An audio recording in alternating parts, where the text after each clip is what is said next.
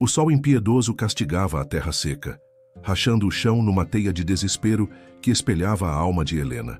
O vento quente, que antes sussurrava canções de ninar nos campos verdes, agora carregava apenas o som das humilhações e o pó da miséria.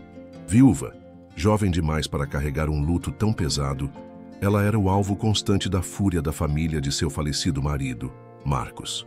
Para eles, Helena não era uma enlutada, mas a praga que trouxera a má sorte, a forasteira que amaldiçoara a linhagem. Ricardo e Jorge, seus cunhados, eram homens de coração tão estéril quanto a terra que pisavam, e nela plantavam o ódio. Naquela tarde sufocante, a crueldade deles floresceu em violência. Diante dos olhares de vizinhos que se tornaram estátuas de cumplicidade, eles a espancaram. Cada golpe era uma acusação, cada insulto, uma pá de terra jogada sobre sua dignidade. O que Ricardo e Jorge não sabiam, no entanto, era que cada ato de maldade estava sendo pesado numa balança invisível, a balança do destino que já preparava uma colheita amarga para ambos. Helena caiu ao chão, um corpo frágil e ensanguentado na poeira vermelha. O gosto metálico do sangue misturava-se ao sal das lágrimas que não tinham mais força para rolar. Ela olhou para os rostos ao redor, rostos que conhecia desde que chegara àquele vilarejo, com o coração cheio de sonhos ao lado de Marcos.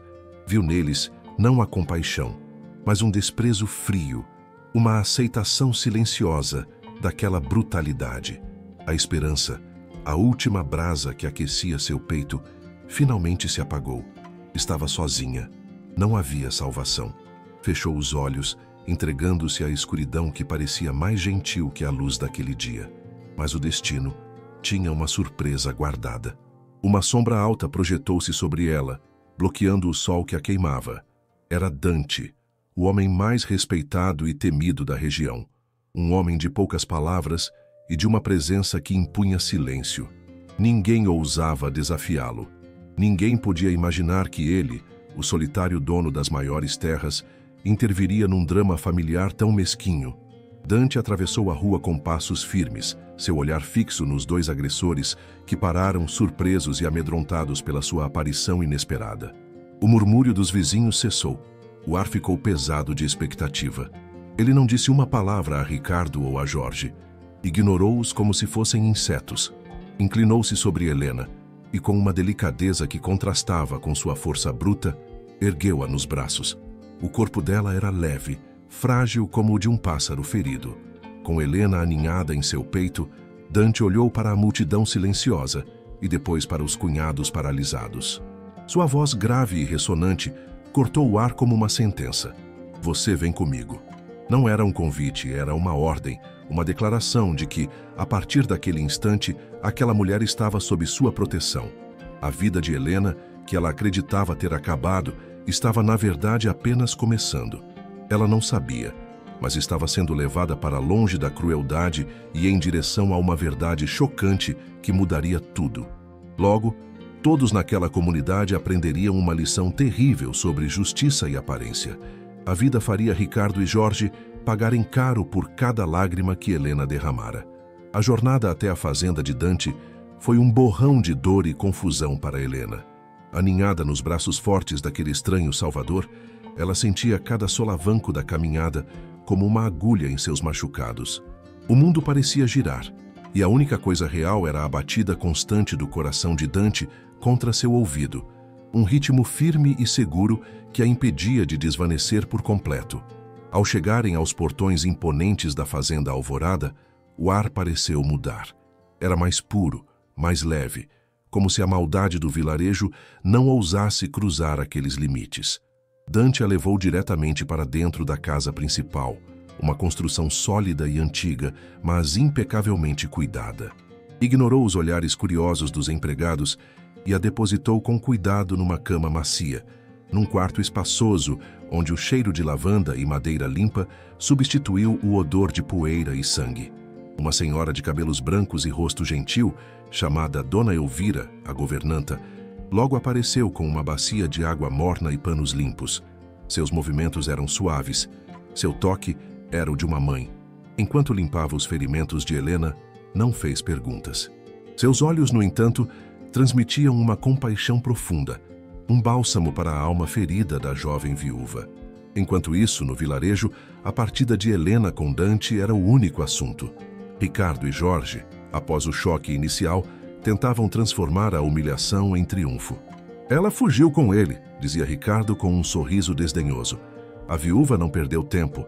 Sempre soubemos que não era mulher direita. Os vizinhos, ansiosos por se alinharem com os agressores e dissipar a própria culpa, concordavam com acenos de cabeça. Eles pintavam Helena como uma mulher leviana, que seduzira o recluso Dante para escapar de suas responsabilidades. A crueldade deles não conhecia limites. Can you believe such cruelty? Eles se sentiam vitoriosos, acreditando que agora o caminho estava livre para tomar as terras que Marcos havia deixado para a esposa. O que eles não sabiam era que, ao espancá-la, haviam apenas acelerado o próprio fim. Eles haviam empurrado Helena para os braços do único homem que detinha a chave de toda a verdade sobre aquela terra que eles cobiçavam com tanta avidez. A ironia era brutal e estava prestes a se revelar. Os dias seguintes foram de lenta recuperação para Helena. Seu corpo doía, mas era a dor da alma que mais a atormentava. As imagens da agressão, os rostos indiferentes dos vizinhos, a traição da família que deveria tê-la acolhido, tudo voltava em pesadelos. Dante era uma presença silenciosa e constante. Ele não a pressionava a falar, mas garantia que ela tivesse tudo de que precisava. Trazia-lhe refeições, sentava-se em silêncio numa poltrona no canto do quarto enquanto ela comia, e seus olhos firmes pareciam dizer: "Você está segura aqui." Helena começou a notar pequenos detalhes sobre ele. A forma como tratava seus empregados com respeito, a gentileza com que falava com os animais da fazenda, as mãos calejadas de quem não tinha medo do trabalho duro. Ele era um enigma, um homem de poder que vivia uma vida simples. Por que ele a ajudara? Que interesse poderia ter numa viúva pobre e desonrada? Essas perguntas a mantinham acordada à noite, mas o medo dava lugar a uma curiosidade crescente. A injustiça, no entanto, continuava a crescer no vilarejo. Ricardo e Jorge, sentindo-se impunes, deram o passo seguinte em seu plano maligno. Com a ajuda de um escrevente corrupto da cidade vizinha, eles forjaram um documento. Uma falsa confissão de dívida, supostamente assinada por Marcos antes de morrer, que entregava a propriedade aos irmãos como pagamento. Com esse papel em mãos, eles foram ao pequeno cartório local para oficializar a transferência da terra. O oficial, um homem fraco e que temia os irmãos, não fez muitas perguntas. Ele olhou o documento, viu a assinatura falsificada e começou os trâmites. A notícia se espalhou como fogo em palha seca. Helena perdeu tudo, cochichavam nas ruas. Os irmãos provaram que a terra era deles por direito. Para a comunidade, era a confirmação de que Helena era a vilã e os irmãos as vítimas. Se ao menos eles soubessem a verdade, se ao menos pudessem ver a teia de mentiras que estava sendo tecida e o abismo que esperava por todos que nela se enredassem. Helena tentara buscar ajuda antes. Meses atrás, quando as ameaças começaram, ela foi ao único posto policial da região. O sargento, um homem entediado e primo distante de seus cunhados, a ouviu com um bocejo. "Ora, minha senhora", disse ele, "são coisas de família. Briga por herança é assim mesmo, tente se entender com eles." Ele a dispensou com um aceno, como se ela fosse um incômodo. Ela também tentou falar com o padre, um homem idoso que preferia a paz das orações aos conflitos mundanos. Ele a aconselhou a ter paciência e a rezar, dizendo que o tempo cura tudo, mas o tempo só piorava as coisas.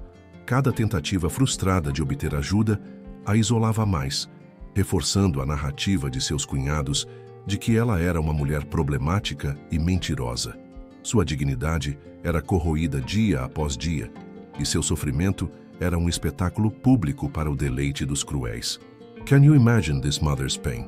Embora não fosse mãe, ela cuidara de Marcos em sua doença com o desvelo de uma, e agora via todo o seu sacrifício ser transformado em pó.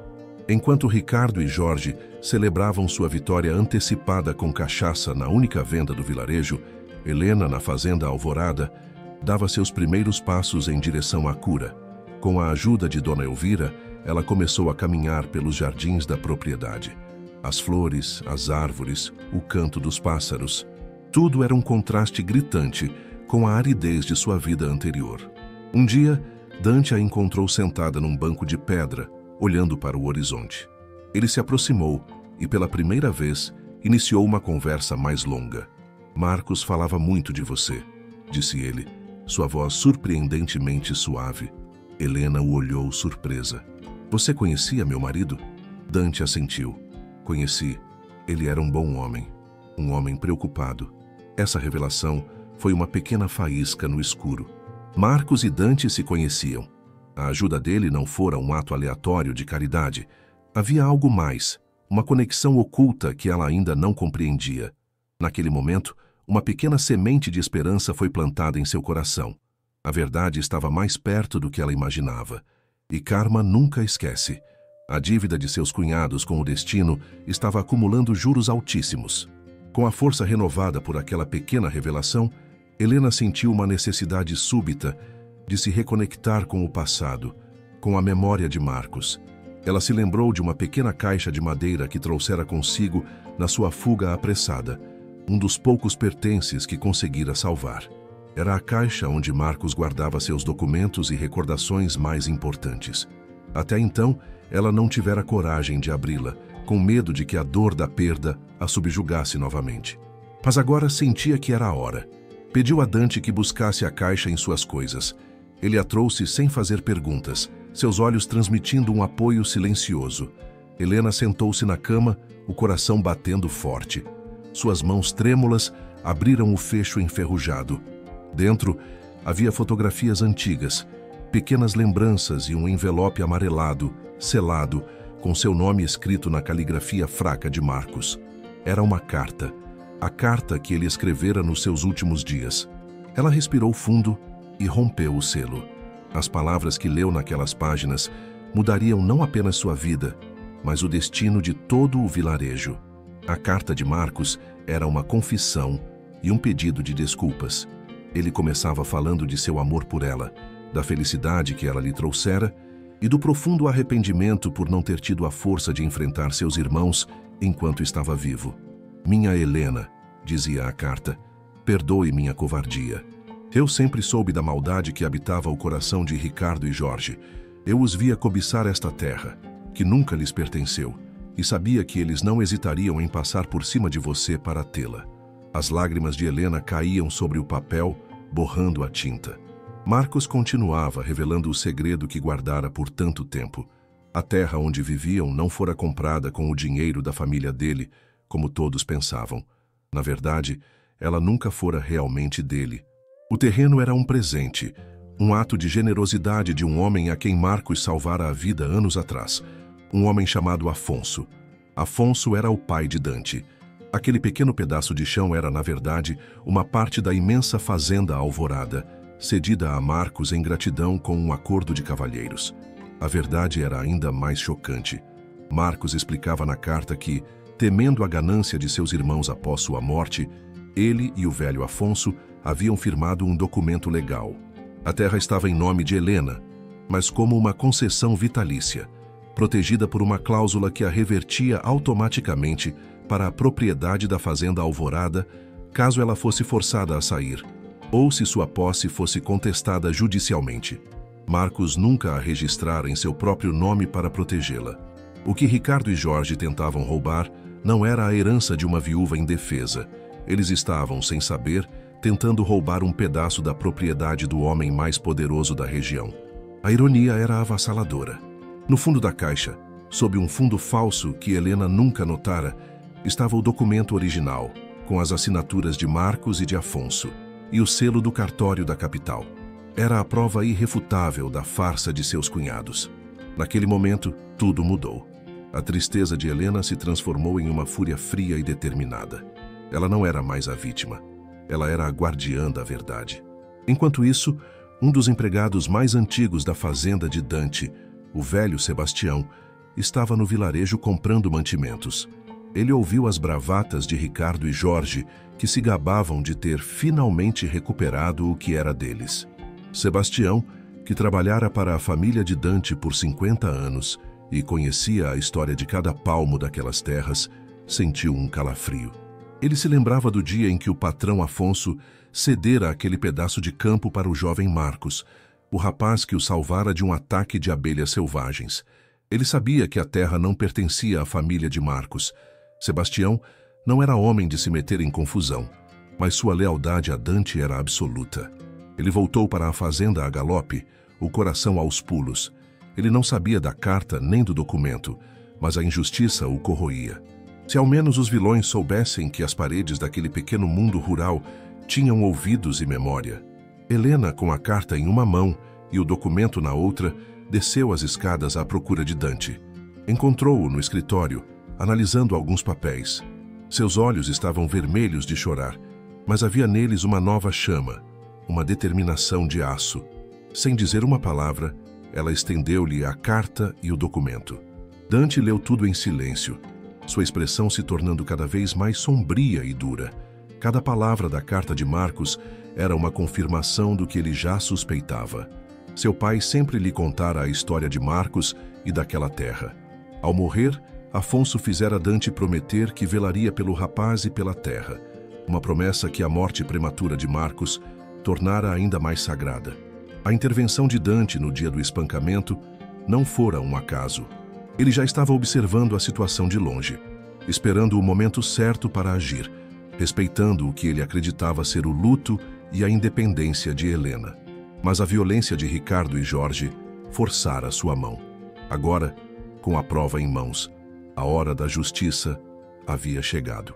No momento em que Dante terminou de ler, o velho Sebastião entrou esbaforido no escritório, gritando: "Patrão, os irmãos da viúva estão no cartório para passar a terra para o nome deles." A hora da verdade havia chegado e ela seria espetacular. O cartório do vilarejo era um cômodo pequeno e abafado, cheirando a papel velho e hipocrisia. Ricardo e Jorge estavam sentados em frente à mesa do tabelião, um homem de suor fácil chamado Amâncio. Eles sorriam triunfantes, enquanto Amâncio preparava a papelada final baseada na falsa confissão de dívida. O clima era de celebração contida. Eles já se imaginavam vendendo a propriedade, pegando o dinheiro e desaparecendo daquela vida de trabalho duro que tanto desprezavam. "É só uma assinatura final, senhores", disse Amâncio, estendendo-lhes a caneta. "E a terra será legalmente de vocês." Ricardo pegou a caneta, a mão trêmula de ganância e excitação. Foi nesse exato instante que a porta do cartório se abriu com um rangido. Todos se viraram. Parados na porta, recortados contra a luz forte da tarde, estavam Dante e Helena. A reação na sala foi instantânea e dramática. O sorriso de Ricardo congelou em seu rosto. A cor sumiu das bochechas de Jorge, que pareceu encolher na cadeira. O tabelião Amâncio ficou pálido como cera, seus olhos arregalados de pavor ao ver Dante, o homem que poderia destruir sua carreira com uma única palavra. Helena caminhou para a frente, seus passos firmes no chão de madeira. Ela não parecia mais a vítima frágil e ensanguentada. Havia uma força nela, uma dignidade realçada pela dor que sofrera. Seus olhos encontraram os de Ricardo, e pela primeira vez, ele não viu medo, mas um desprezo glacial. Dante fechou a porta atrás de si, o som ecoando no silêncio pesado. Ele caminhou lentamente até a mesa, seu olhar nunca deixando os rostos aterrorizados dos dois irmãos. "Creio que há um equívoco", disse Dante, sua voz calma, mas carregada de uma ameaça inconfundível. Ele colocou o documento original, o verdadeiro, sobre a mesa, bem ao lado da falsificação grosseira. "Esta terra", continuou ele, "nunca pertenceu à sua família, e vocês nunca mais colocarão os pés nela." Ricardo gaguejou tentando formular uma defesa. Isso é uma mentira. Ela te enfeitiçou. Temos o documento do nosso irmão." Helena deu um passo à frente. "Seu irmão me deixou isto", disse ela, a voz firme, segurando a carta de Marcos. "Uma carta que conta toda a verdade, sobre a sua crueldade, sua ganância e sobre a verdadeira história desta terra." Ela começou a ler trechos da carta em voz alta. A cada palavra, o rosto dos irmãos se contorcia em uma máscara de pânico e humilhação. A voz de Helena, antes trêmula de medo, agora era a voz da justiça. Ela leu sobre o presente do pai de Dante, sobre o acordo para protegê-la, sobre o medo que Marcos sentia deles. O tabelião Amâncio suava profusamente, percebendo a armadilha em que caíra. Ele olhava do documento falso para o original, para o rosto furioso de Dante, e sabia que estava perdido. Naquele momento, a porta se abriu novamente. 2 policiais, trazidos por Dante da cidade vizinha, entraram na sala. A justiça não viria das mãos corruptas do vilarejo, mas de fora, imparcial e implacável. A inversão de papéis foi total e devastadora. Ricardo e Jorge, que minutos antes eram os donos da situação, agora estavam encurralados, expostos como mentirosos, agressores e ladrões. Ricardo e Jorge de Almeida, disse um dos policiais em tom oficial. Os senhores estão presos por agressão, falsificação de documentos e tentativa de estelionato. Os irmãos olharam em volta, desesperados, procurando uma saída que não existia. Seus olhos suplicantes encontraram os de Helena, mas não havia perdão ali, apenas a resolução fria de quem viu o abismo e voltou. As algemas clicaram nos pulsos dos dois, um som metálico que selou seu destino. O narrador, como um juiz moral, exultava em silêncio. A justiça, tantas vezes cega e lenta, naquele dia fora rápida e precisa. A arrogância dos agressores se desfez como fumaça, substituída pelo terror da consequência. Eles finalmente entenderam a magnitude de seu erro. Não haviam atacado apenas uma viúva indefesa, haviam declarado guerra ao homem mais poderoso da região e profanado a memória de seu próprio irmão.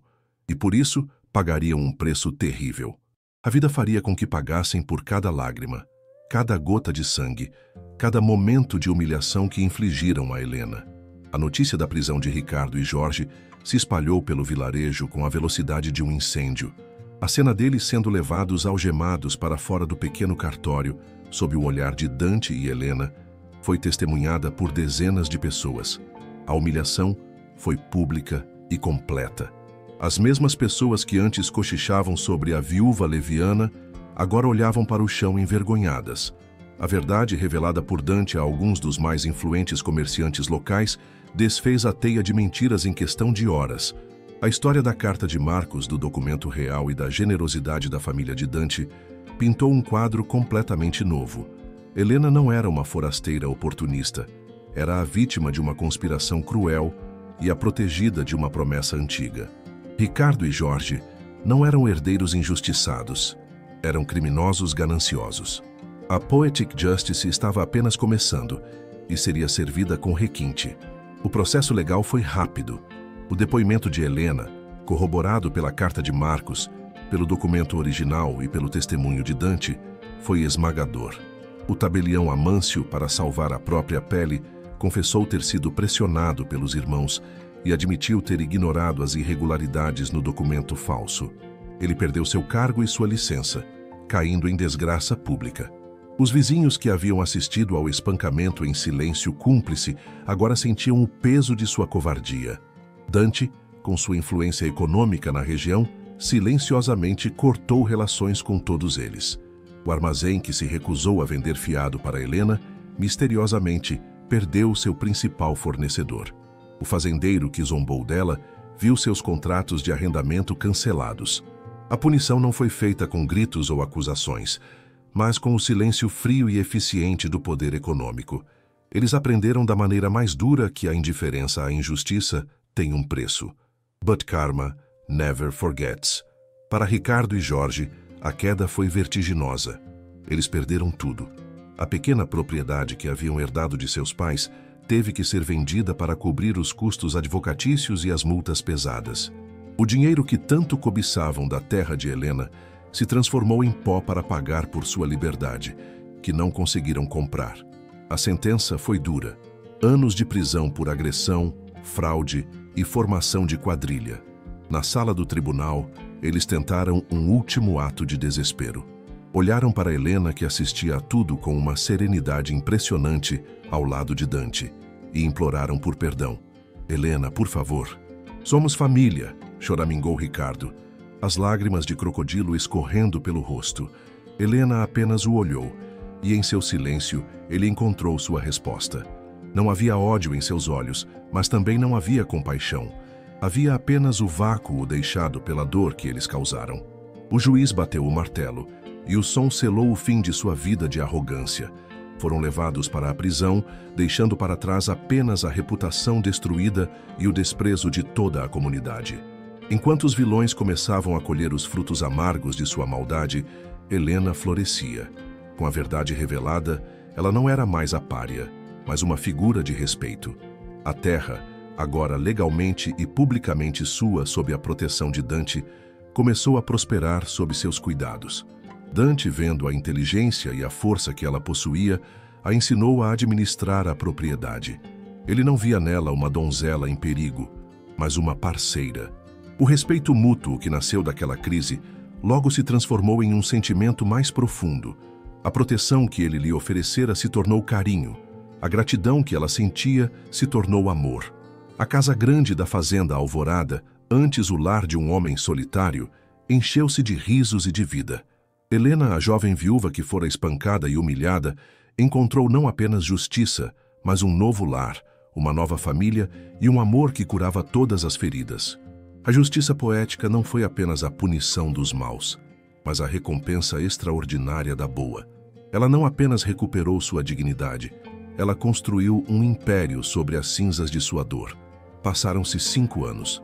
A fazenda Alvorada, agora administrada em conjunto por Dante e Helena, que haviam se casado 1 ano após o julgamento, era a mais próspera de toda a região. O pequeno terreno que fora o centro de tanta disputa havia sido integrado à propriedade principal, mas uma parte dele foi transformada em algo especial. Helena, que nunca esqueceu seu sofrimento, nem a crueldade da indiferença, usou os lucros da fazenda para construir um abrigo, um lar seguro para mulheres vítimas de violência doméstica, um lugar onde elas podiam encontrar apoio legal, psicológico e uma chance de recomeçar, assim como ela tivera. Ela se tornou a protetora que nunca teve, transformando sua dor em um farol de esperança para outras. Sua história era contada como uma lenda na região, um aviso para os tiranos e uma inspiração para os oprimidos. O destino de Ricardo e Jorge foi um espelho sombrio do sucesso de Helena. Eles saíram da prisão, homens quebrados, envelhecidos pela dureza da vida carcerária. Voltaram para o vilarejo, mas não havia nada para eles ali. Ninguém lhes oferecia trabalho. Ninguém lhes dirigia a palavra, a não ser para expressar desprezo. Eram fantasmas assombrados pelos erros do passado, vivendo de pequenos biscates e da caridade relutante de parentes distantes. Eles viam de longe a prosperidade da fazenda de Helena, o abrigo que ela construíra e a felicidade que ela partilhava com Dante. Cada vislumbre do sucesso dela era um novo golpe, um lembrete constante do que haviam perdido por causa de sua ganância cega. Sua punição não terminara com a sentença da prisão. Ela se tornara sua própria existência, uma vida inteira de miséria e arrependimento. A ruína deles era completa e permanente. Esta história nos deixa uma lição poderosa e inescapável. Ela nos lembra que a crueldade e a ganância podem parecer vitoriosas por um tempo, mas sempre carregam dentro de si as sementes de sua própria destruição. Aqueles que semeiam o mal, que se alimentam do sofrimento alheio e que desprezam a dor dos mais fracos, inevitavelmente colherão a tempestade. Karma nunca esquece um rosto nem uma dívida, e a justiça do destino, embora às vezes silenciosa e demorada, é sempre implacável. Helena encontrou a salvação não apenas pela mão de um homem bom, mas por sua própria resiliência e pela força da verdade que carregava. Ricardo e Jorge foram destruídos não por Dante, mas por seu próprio caráter podre. Que esta narrativa sirva como um aviso solene. Nunca subestime a dignidade de uma pessoa que sofre em silêncio, pois dentro dela pode residir uma força capaz de mover montanhas e de derrubar impérios de maldade. E lembrem-se sempre, a vida sempre faz com que se pague por cada lágrima. É apenas uma questão de tempo.